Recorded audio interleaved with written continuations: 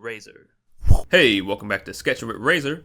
Class is back in session. That's right, I'm working on some more homework from Line Sensei. This time is going to be based on the video he posted about the horned nurse in 3 different poses. I believe this is the first of many in-depth body construction videos that he's going to be posting.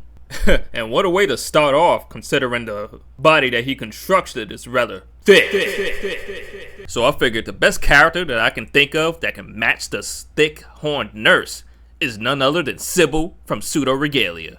I mean, just look at this character. She's got a super thin waist and a backside wider than Texas. And you can't tell me the developers didn't do this on purpose. They gave her a walk cycle with a hip sway that'll give you motion sickness. And it's crazy because this is supposed to be a 3D action platformer where you go around beating the crap out of these fantastical characters, but I would like at least a little bit of realism. I mean, come on. Every time she misses a jump and lands on the ground, the whole world should shake like she causing an earthquake with all that cake she carrying. Bars.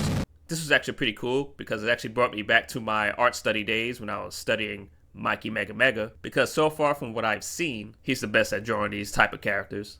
But because I've practiced Mikey's style for so long, drawing the base design, or at least the pose itself, was relatively easy, like a well-fit glove. However, when it came to drawing the actual design of the character, that's where things got a little bit difficult.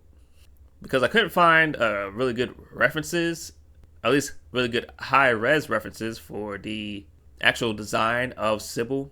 The closest I got were these turnarounds of the 3D model. But even with the turnaround, there were some aspects of the design that I wasn't quite clear on. Initially, I thought she had a cut-up, unbuttoned white shirt that's draped around her shoulders. I'm not sure what to call it. But honestly, it looks like a white cloth draped over her shoulders that's folded at the top like a collar of a white shirt. But then, after looking at the in-game design some more, I noticed that the right side is hanging off of her right shoulder, exposing it. And I'm not sure why they did this. Her right arm is primarily used to hold her tonfa, so I'm guessing it's to avoid clipping, but I don't know. Regardless, I quickly figured it out and removed a portion of the clothing off of her right shoulder. As for drawing the back of the character, I made sure to draw something to wrap around her backside, because, you know, YouTube. But easily the most difficult thing when it came to drawing this character were the horns.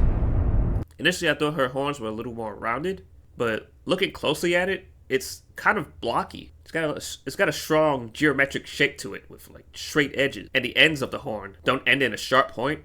It kind of ends on this sort of flat cut-off portion. It kind of reminds me of a blocky lightning bolt design. And because the horns themselves tilt away from each other, I had to figure out how each horn would look in perspective, tilted, and somewhat foreshortened. And I think I've somewhat got it down. But as always, you guys can let me know in the comments how it actually looks. And that's all I got for you guys today. I hope you have a good one. And make sure to keep your mind, body, and soul Rayzr.